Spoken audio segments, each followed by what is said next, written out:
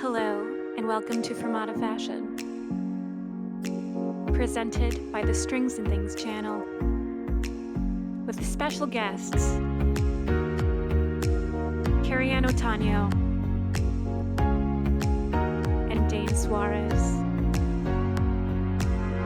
Hosted by me, so-called legend, Rachel Sigman. Now let's get to the show.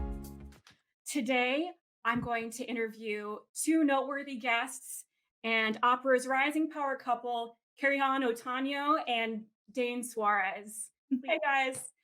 So let me take a moment and detail how fancy these two are. Kerriann Otano joined the Met last season, where she covered the role of Gerhilde in Die Valkyrie with Greer Grimsley, Jamie Barton, and Christine Gerke. That's crazy. She graduated from the Pay for Its Young Artist program with Washington National Opera. She has been a young artist with Wolf Trap, Glimmer Glass Festival, Central City Opera, Fort Worth Opera, Sarasota Opera, and Siegel Music Colony. As a professional, Kerriann has worked with Opera San Jose, Houston Grand Opera, the Lyric Opera of Chicago, and Fort Worth Opera.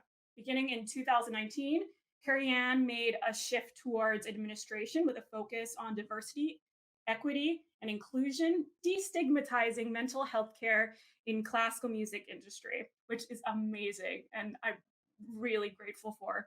She's currently the artistic administrator for Opera Neo, where she led a panel on mental health care, produced and hosted a virtual cabaret, and ran the social media and marketing for their virtual Magic Flute.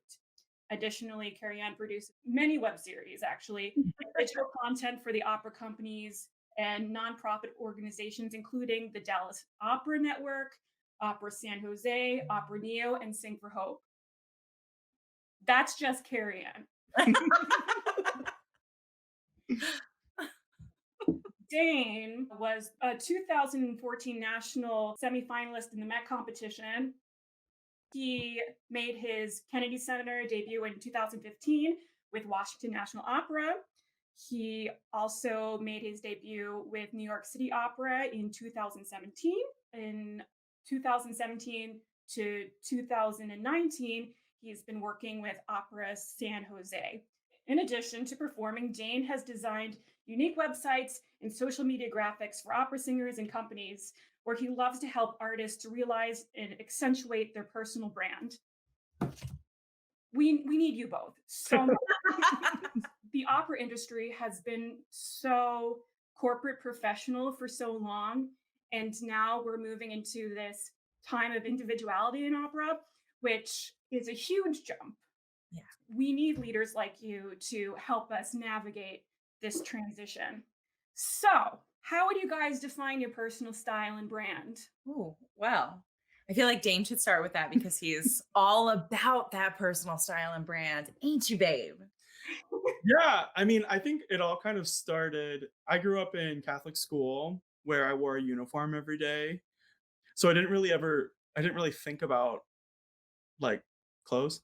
Um, like I remember there were times that I would go to bed wearing my uniform so that way I could get up and still wear my uniform the next day, because like that's what you did as a kid. It's gross, but I would say that that's kind of where it started. But then I'm very fortunate that my parents are both hairdressers, and so they've always just had great style, and it's been a thing that I think I just kind of grew up with and think about until, when was it? I would say probably in like 2016, I kind of figured out my own thing. Before that, like, I mean, like you want to fit in, you want to look like other people, you want to do what other people are doing. And like that seems like the right thing. And especially in opera, with women in their jewel tones and men in their a shirt with a tie that matches that shirt with your suit that's generally ill-fitting. So like what I decided was I started looking for things, and like I'm rather introverted actually as a person. I have a lot of friends, and I do love to be social, but my happy place is at home. But when you get into those situations with donors and things like that, where you're expected to be a certain thing, they want to see you perform even when you're off stage. I realized that I had a really hard time with that. And so I found, for me, I love big bold patterns. I love gaudy jewelry pieces. Right now I'm wearing this Weechel for my for my friend Oh, Claudia. let me see Uh, that for yeah, the sorry. We see it here. oh my It's god, cool. it's so gorgeous. Yeah. And I have these like amazing brooches from Mindy Lamb in Washington, DC that I'm like trying to expand my collection. But having loud things like that is a conversation starter. And it's something that people already like decide, oh, that's probably a cool and unique person before they even meet you, you know? So rather than trying to blend in, being able to be flashy in that kind of way helps lead the conversation, helps get things started. And so that's been a big part of who I am. Like I'm a dude who loves flowers. I like good hair and I like shiny things. And so finding interesting, unique ways that are able to just express kind of who I am. And yeah. And did I say it? Yeah, I just feel like I like to kind of think outside the box and not just do what everyone else is doing. And so that's kind of been what's led me on the path that I've got to so far. And I always say that I think I'm an amalgamation of every girl that I've ever met and vibed with. So I would say like my personal style is less my style and more like all my friends' style. So like for example, this piece that I'm wearing is this beautiful like vintage cover up that actually our good friend Claudia Chapa bought for me from my other good friend Suzanne Vinnick from oh her my shop. god. At the back of it has like gorgeous geishas. So it's and like stuff on it's like it. this beautiful, yeah, this beautiful piece. And these earrings are also huichol that Chapa gets from Mexico and sells through Shopperadic, or was selling through Shopperadic and now just sells herself. But I feel like, you know, on social media, on Facebook and Instagram, right, we see and we cultivate a collection of the things that we like. And instead of keeping that out of my professional life and just vibing and having cool style, you know, among my friends, I am very much of the belief that I need to bring that into opera because it's part of who I am, right? I'm very into buying brands that are Black owned, particularly African brands. I love clothing patterns that are very expressive and very bold, and also a celebration of the African part of my culture. I want to always use my face and my body just as my voice is a way of expressing my art. My whole body is a way of expressing my heritage, my culture, what I believe in, what I support. That's how I try to channel the art of fashion into the message of me. Good answer. Oh, thanks, Dane. And the two of you are two of the most fashionable people I know. So I knew that when they gave me the show a week and a half ago, I had to have you guys on. A couple days beforehand, I was talking to Dane just about branding because he had posted this amazing website that he made for himself. I'm so, so lucky to have you here. Thank you so much for being here. Thank you for having us. It's our pleasure. So, why do you think branding is important in our business? I'm happy to start again. What? Like I just did a presentation for Opera Neo as well, where I was supposed to be singing Faust this summer, but I was always going to give this presentation because it's a thing that I truly believe in, and the director of the company agrees with me that when you get to this point in your career, when you're singing, when you're in the young artist business, emerging artist, professional artist, for the most part, we should all be really good singers. Yes. And we should all you should have the tools that get you to where you are. Otherwise, you wouldn't be where you are. The thing that's going to set you apart from everyone else is your brand. What's the thing that I can do better than anyone else? What's the thing that Kerriann does better? What is the thing that Rachel does better than anyone else? That's part of your brand. And so then finding those little facets of, are you somebody who is buttoned up? Are you somebody who is very put together? Your brand is put together then. I mean, obviously we're not, but Yeah. that's exactly, but that's how your website, your media should demonstrate that, should show that. And so if you're loud, if you're eccentric, if there are different exciting things about you, whether it's your heritage, your interests, those kinds of things should be the focus of what makes you you. And when it comes down to it, the company, yes, they want a beautiful singer, but more than anything, the company is hiring the person. Yes. They want to hire somebody that they want to work with every day because it is a job. And so realizing what makes you different. And if you don't know, ask your friends, ask your parents, ask your siblings, ask the people that you work with, your coach, your teacher. Those people have a unique perspective on what they think about you. And that's oftentimes the reason that you are in the position that you're in. And it's the thing that you may not even, it's just oh yeah, this is just how I look every day. This is what I do every day. And you don't think of it as being inherently you because it's just second nature to you. But sometimes that's the thing that defines you to someone else. And so really accentuating that is why I think it's so important. Yeah, and especially with the number of singers that there are, Totally. I believe that there's space for all of us in this world. I think that you're a singer and an artist, no matter what size opera house you're performing in. And I don't want the reason that people stop singing to be because I couldn't find my place. But I think a major way that you find your place is by defining who you are and how you would fit in that place and what you would bring. So I'm all about like individuality. I think if you try, we already have Renee Fleming. And if I try to be some busted version of Renee Fleming, ain't nobody gonna want that, right? But the world doesn't have what I do. What I do is different. So the brand is every aspect of you. And it's not about sort of putting a dollar sign on you, but it is about valuing that you are not just a singer.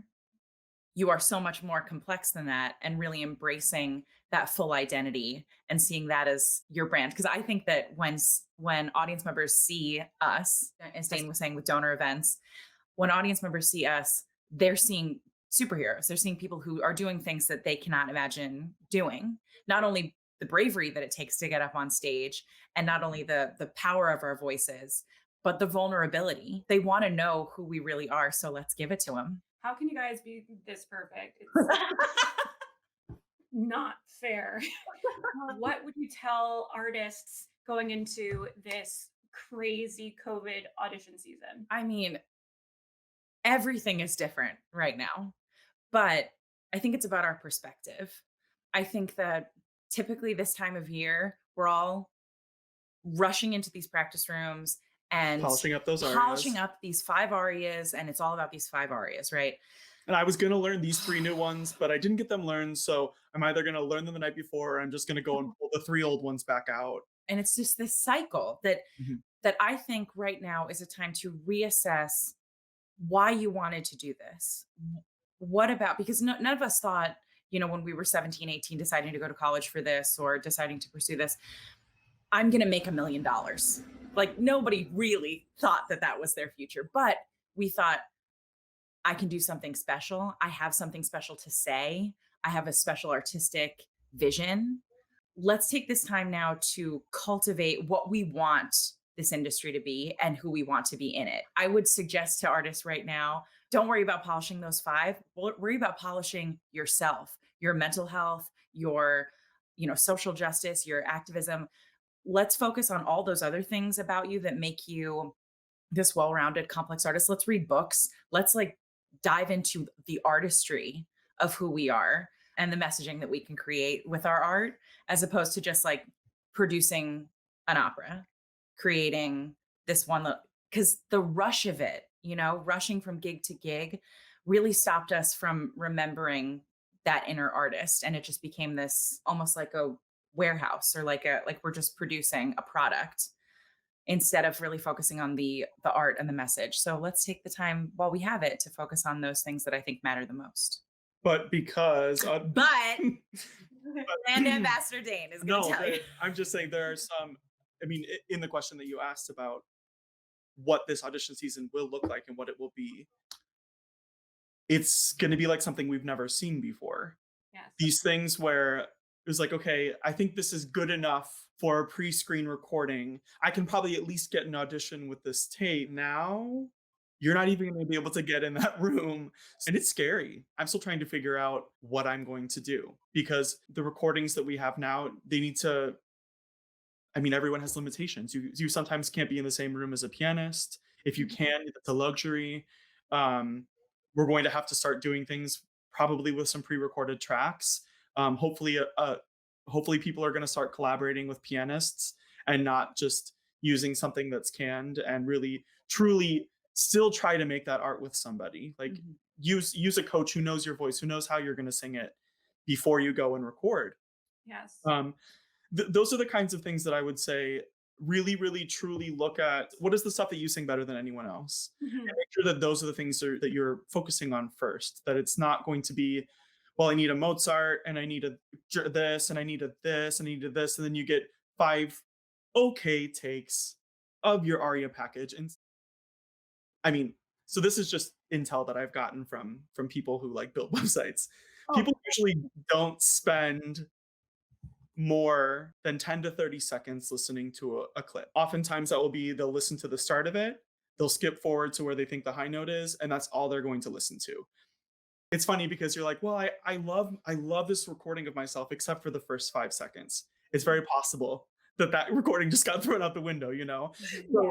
so now that we have the time, really truly make sure that everything you're putting out there is something that you're proud of, because Oh yeah. this is the only way that people are going to be able to see you right now. And again, rather than just getting in the room, now it's going to be they're going to listen to this and potentially offer you a contract, which is, who knows, this may be where we're heading.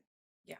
And so it's going to be really important to invest in certain things like that and really making sure that the content that you create is something that you're proud of and not just something to get you to the next thing, because this is the next thing right now. Most people are saying that they still want it to be a live video, that it's not that we're pre-recording the audio, that we're not lip syncing to something. They want to make sure that the sound that we're hearing is unedited, that kind of thing. No music videos. Music videos are great, but not for auditions. Not for auditions. I'm planning on making music videos, but I'm not sending them to Right. Unless they're really good. That's just Yeah. Instagram maybe. Right? Well, what has 2020 been like for you guys? I mean, wild. I am completely wild. So in January, it started out, Dane and I were both doing Verdi in the Bay Area at different companies. So I was doing Leonora in Trovatore at San Jose, and Dane was Macduff in Macbeth at West Bay Opera. Mhm. Um, and promptly after that, the world caught on fire. So She was in her first week of rehearsal for her flute. so our springs were the rest of our springs were canceled, and obviously summers and everything Mhm. Mhm. were canceled. And so that was wild. And then we moved from California back to New York in July, which is also an insane thing to do in a pandemic. It's been challenging, but let's focus on the positive. The positive is that because of the work that we were doing with Opera Neo, we've learned so much more about how administration works in an opera company and about the marketing and the press and all the stuff that needs to go into it. So I feel like so excited about what I could do and the impact that I could have at opera companies in the future because of the work that I'm doing right now. The same thing with the work that I'm doing at Siegel Music Colony with diversity, equity, and inclusion. It just feels so vital for me right now. And I know that for Dane's work has been hugely focused on building websites and creating branding for different people, but also really now diving back in and studying and preparing opera, keeping that voice right. But it's extra challenging when you lack the motivation that we used to have of, well, I have this thing coming up in 2 months, or I have auditions or whatever. I don't know. Do you want to talk a bit about the challenges of Yeah, keeping motivated? 2020 was crazy. It's over. Right? Like I it's, mean, you're kidding me, it's already like September, isn't? it's Like tomorrow. Yeah, Yeah, today. tomorrow, September. Wasn't it just March? I can't. Truly. I was finishing up Macduff and I was like, cool. I have like 3 months before I'm gonna sing Faust. And I'm like, this is gonna be great. I have enough time, I can learn it. And then I got a call from Fort Worth saying that they needed me to sing Rodolfo. And so that was going to be like, cool, great. Then when they had to cancel, then it was just I was supposed to be in Fort Worth in April, and then I had a Carmen in the Bay Area in July, and then I was going to do this Faust in August. And so it was all these like major roles for me that at the beginning I was like, well, if nothing else, I'll still learn the role. I'll make sure that regardless of what happens, I'm ready. I put in a lot of work at the start. Then once everything was canceled, it got it was like, what's the point a little bit? And I'm not usually that kind of person. Like I'm always just like, okay, what's the next thing? I can focus on the next thing. If I look to the next thing, because I'm a planner, Mhm. I look to the next thing and that at least keeps me going. And then I basically stopped singing for about a month. I tried to start again and it wasn't good. So I started taking lessons and I was like, I need a lesson at least once a week. And I started working with my teacher. And then she was like, I don't know what you're talking about. You're singing better than ever. And it was then that I realized I now have the time to focus on the stuff that I wasn't able to focus on. I was working a coffee job on top of doing millions of auditions, and it was my first audition season with an agent, and so I had singing for all these new companies that had never heard me, and it felt like I had this momentum, I wasn't actually focusing on the thing that was the most important. Yeah. And so I feel like now, again, after I took another break, and this time coming back to it has been the hardest, but I'm about to leave for a gig in 2 weeks, which I'm super, super grateful for and I'm super excited for. But now it's just getting the gears turning again and realizing you know what you're doing. It's just gonna dust off those cobwebs. It's a scary time and it's a scary year. And we don't know when the next time we're going to get to do this is. So it's look to that though. What do you foresee down the road? Like, what is the stuff that you want to be the core of your career? And that's what you should be working on. Now I'm back and I'm learning new roles and I'm learning new rep, kind of two different sides of that. Yeah, for me this year, it's just been so crazy. On top of everything that's happening in our country, it's been an awakening. As Kerriann has talked about, I ended up going back to therapy, which has been great. Everyone, if you need therapy, or if you don't think you need therapy, go to therapy. I'm Jewish, so we're all about therapy. But I've been trying to use this time to get back in touch with myself, and there's been a lot of things that I guess I had put away and put off dealing with, and this has been the perfect time to just sort of take everything out and just like open the wounds and start healing the wounds, which has been wonderful for me. I don't mean to make this about me at all, but It's your show, babe. Yeah. People got to get to know you. yeah, but for me, just having the time to coach and have voice lessons without worrying about interfering with work. Everything's digital now, so I'm working with people in New York, and it's been crazy. Half of my paycheck for me comes from teaching a studio of voice students.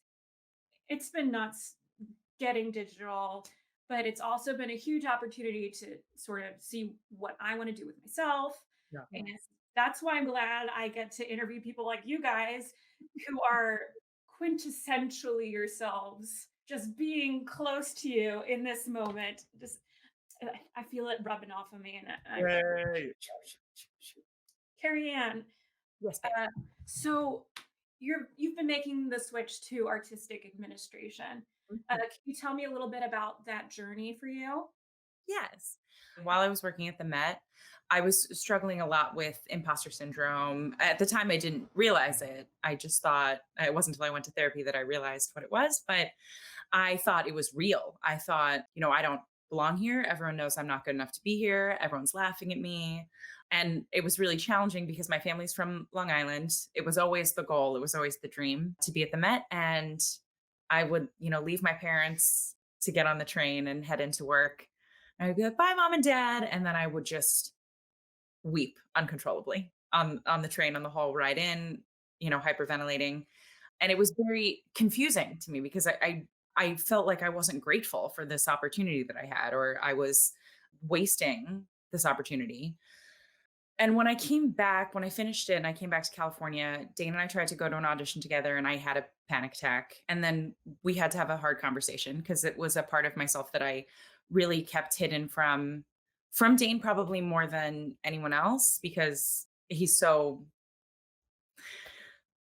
and he would try to fix it and help me and solve it. And I just didn't want to admit that anything was wrong. I thought something was so fundamentally wrong with me that I couldn't let anybody know. All this to say, once I opened up to Dane and my parents about it and the company that I was working for at the time, everything changed for me. Because I was more open with people, a lot of people came to me and said that they had also experienced things like that. People at all different levels of the game, young artists, people still in school, people who have been working professionally for 20 years, all said that they had either experienced anxiety, depression, they'd gone through bouts of it. It was a continuous thing that they struggled with. And it really pushed me to say, well, okay, if everybody's feeling like this, what's wrong with our industry? Like, what do we need to change? And who is going to change it if not us? Singers are opera. You can't have an opera without singers. So if we are all struggling with this, we have to be the ones to decide to change it. And so that pushed me to create this online survey that I sent to tons of different opera singers. I ended up getting about 500 responses. And the results confirmed what I believed, which was that 96% of the singers surveyed, of that 500 people, said that they had experienced symptoms of anxiety or depression at one point or another in their life. And also that less than 25% of them had ever gone to therapy for it. And I think that that really falls in line with this idea that we all have, that we have to suffer for our art. And I just wanted to be a part of changing that idea, because I don't think that the suffering is what makes you an artist. I think your art is what makes you an artist, and your individuality and the stories that you can tell and the perspective you can share. So after that, I was talking with the folks at Opera Neo, with Peter Kozma, who is very passionate about mental health care. And he and I decided that I would work in administration there and run this mental health sort of workshop with the singers and talk about sort of my coping mechanisms, the different work that I've done, and things that you can do on a budget, because a lot of a huge deterrent for singers is not being in one place, right? And not having the money or the insurance to have consistent therapy. So I wanted to give people tools that they can use for free to mitigate these symptoms, even if they can't afford to have weekly therapy sessions. And after that, after developing that, I really decided that, okay, all I want to do for the rest of my life is make other singers' lives better. I want to work in an opera company where, like Opera Neo, where I've had the freedom to have influence in a lot of different areas, but in particular with cultivating a space that is safe and an environment where the artists can focus solely on creating and being the best artists that they can be, and not all the other negativity and insecurity that can come from this career. So yeah, so that's my main focus in my life right now is like, how do we fix this industry for the singers? And so the Soloist Coalition for AGMA is working so much on this, and had me come and do a panel discussion on mental health care. And I think a lot of people are really in this space, especially right now, where they want to have these conversations and they want to do this work. And I am definitely one of them. So get at me if you want to talk about mental health care. Well, I'm going to hit you up all the time. In my personal singing journey, mental health has been a huge part of it. And y'all, we are so lucky to have someone who wants to be an advocate for us. When I got out of grad school, I ended up with a young artist program, and that young artist program put me in a situation of emotional abuse. And I gained a lot of post traumatic stress, which I still deal with from time to time. I'm having fewer panic attacks and stuff, which is great. But we need people like Kerriann in this industry. I met Kerriann at Manus when I was an undergrad. And when I first met her, she just had the biggest heart. I was going through it at Manus. Being a singer in New York's a lot. Oh, And whenever I saw Kerriann, she and I would talk about Drag Race, and full of such positivity and love. And we're so lucky that you are becoming a leader. And thank you from the bottom of my heart. I'm trying to do. you're so sweet. Thank you. No, it's like, as a person who has dealt with all of this and is continuing to deal with all of this, we need you. And I'm going to try to continue to do what work I can to advocate for mental health and a more supportive work environment for singers. And whatever I can do to support you, just let me know I'm there. Thank you, my love. Oh my God. I didn't think I was going to. So, both of you guys, if you could wave a magic wand and could change anything about our industry, what would you change? Fat people are sexy. They are. And like there's more than like two sizes of people Mhm. also. Tall people are sexy. Tall people have love. I mean, the number of singers I know who were like, well, I'm too tall for them to find a tenor to cast opposite me, so I guess I'll just sing Bertas because no one can see me as a romantic lead because I'm too tall for a girl. The amount of times I'm that too fat, so no one will ever love me. the Like, amount of times I've gotten a text or an email asking how tall I am to make sure that I am taller than the soprano that they want to cast. it's dumb. It's foolishness, and it doesn't make any sense. Tracy Cox is a huge advocate for Love her. yeah, for fat activism, for to get this nonsense out of our opera houses that limit. I mean, it's across the board. I feel like anything that is other than your voice should be the only thing that matters. Fat people get love. Interracial relationships happen all the time. Stop making like that's not weird. None of this stuff is weird. Like just put talented people on the stage. Mhm. That I I can't tell you how infuriating it is Yeah. when you watch like the number of incredible fat artists who have not had a career exclusively because of truly because of this as such a staple of as such a roadblock.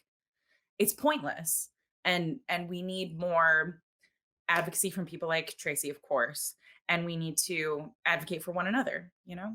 Yesterday, I was talking to a guest who's going to be on in a couple episodes, Alex Nowakowski, and she was talking to me about her social pressure to be thin, and she's one of the most like Gorgeous. beautiful people I've ever seen, Yep. and I was just shocked because a lot of times I feel like it's I'm trying not to feel like this anymore, but I think it's inherent in what we've been taught growing up in the industry that sometimes in the back of my mind, I'm like, maybe I would have gotten that job if I looked a little bit more like Alex.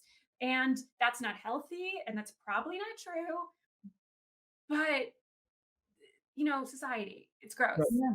Um, Comparison culture. Like we're always the longer you spend Absolutely. scrolling through your phone, the more that you're seeing yourself or you're not seeing yourself in the image mhm. you're scrolling through. So like you're seeing somebody's success, then you're comparing it to like, well, why don't I have that success? And for so many of us, that it feels like the answer is I don't look right. And we we got to get that right out of there. That should have nothing to do with it. Yeah, and I mean, also, it's opera. And the thing that people don't understand about opera is that are not in our industry is we're competing with theater, we're competing with TV, Yeah. and a lot of the companies are putting smaller and smaller people on stage, no matter whether or not their voices are big enough for the roles that they're in. So Kerriann and I, we had a conversation with a woman who's like in an A house in the industry, and she said this thing that like blew my mind, Yes. that we went from having conductor based casting to director based casting. The conductor used to make all the decisions. The conductor used to just say, I want the singer, I want the singer, I want the singer because I want to work with them. And it's opera. And that's how you got the era of the singers in the 50s and 60s who were, Amazing. I mean, they're untouchable. And people would talk about Renata Tebaldi that like she was so boring to watch on stage, but it was all in her voice. I mean, like everyone had like their strengths, but it all had to do with their singing. First. That then there was this shift, I believe she said in like the 90s, 80s or 90s or something, that became director based, where the directors were like basically casting like movie directors, where they're like, I want that person because they look like that. They would say, they would ask questions like, well, is this person physically able to blah, blah, blah? Essentially asking, is this person skinny enough to do this thing? Like that's the kind of thing that they would do. And that's where we've gotten. It was just like a crazy thing to think about because you think it's like, oh, it's the administrators, it's this, it's this. But it's that we live in a society right now where all the decisions are almost primarily based on how famous you are and what you look like, which is crazy. And it's not necessarily the best singers in those positions sometimes. Often these people are famous because they're incredible, but like that's not always the case. Mhm. You know what I'm saying? Yeah. But that's what I would do to wave my magic wand is Yeah. it's basically the same thing, but Mhm. Any other magic wand waves? Any other gripes with the industry? There are so many. Pay young artists better, Yeah. uh, stop, don't exploit young artists. Like, they're just Mhm. there are so many. Let's have more black directors. Let's have more black board members. There are how many magic wands do you want me to? Yeah. Oh, How I would Just I people of color in general, letting them be all over the place, many? and supporting those people on their journey to that place, that they're not getting chopped off at a point where they normally wouldn't be able. I mean, society wouldn't let them in, like, let open it up, let it happen. I don't know. We're better when we're together. I just yeah. think like all art is about, especially opera. It's about like the community, right? Mhm. It's about as much as I say like opera is singers, like you can't have opera without singers, but we also can't have opera without all these other incredible artists It's and collaboration. yeah, and it's about collaboration and we get better collaboration when we collaborate with diverse people who are different than us, physically different, gender, race, like all of these lines, religion, all of these things that are different between us. That's how you create better and more meaningful and more impactful art. That's not just regurgitating the same thing over and over again, Mhm. with the same bodies on stage.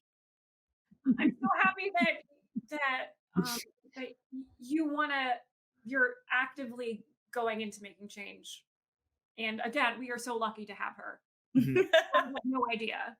Um, or maybe you do. And I mean, I know, but Dana. I've been knowing, so. so, okay. So bringing this back to personal style, Yes. people might say that fashion is frivolous. Mm. How can we use fashion and personal style to promote positive change? This is a great question. This is a great question. I mean, Uh, there are, first of all, there are so many ways. I'm a big fan of supporting, as I said before, supporting Black owned fashion designers and businesses. I think, put your money where you want your impact to be. yeah. Um, I used to buy a ton of stuff from, these sort of fast fashion brands, H&M, things like that. And fully, I will 100% admit that I still do from time to time, but I try to get my important pieces that matter and that I want to wear for impact from individual companies that I support. Mhm. And so in that way, fashion is not frivolous. That's fashion with a message. I also think like I mean, we know what a MAGA hat means, right? So we know what certain things mean. So wearing brands that you support because you support the message of that company or you support where they put their money. Mhm. There's just so many ways like you might not have $100 to donate to an organization that you care about, but you probably needed a new outfit. And why not check and see if the brand that you want to buy from also is donating and supporting the things that you care about. You know, Absolutely. there's so Mhm. many ways that we can use our money to have an impact that's not immediately apparent to us. Mhm. So I'm a huge advocate for like get out there and find brands, individual brands that you can support and people that you want to support. Mhm. A brand, we have this idea that's just this big building, this big factory, but you can go to designers. Mindy Lamb is a perfect Yeah, example with that's what I was Dane. gonna talk about. When Kerriann was a young artist in DC, and then the subsequent time she went back, there was, correct me if I'm wrong, she became friends with the daughter of Mindy Lamb, who is this amazing couture jewelry designer. And Kerriann, they would style Kerriann for events and for concerts. It was the thing that then she decided that for our wedding that Kerriann was gonna have them make her wedding jewelry. And then also, she surprised me with that peacock brooch. If anyone has seen my I love that wedding brooch, brooch. it's all right there. That's our wedding behind us. So Kerriann had a crown and a bracelet, and I had this peacock brooch of flowers and sparkly that matched her thing. And I was like, well, fantastic. Now I can wear this all the time. Mhm. And it's it was my favorite piece of jewelry to wear. I wore it for audition season. I wear it for concerts.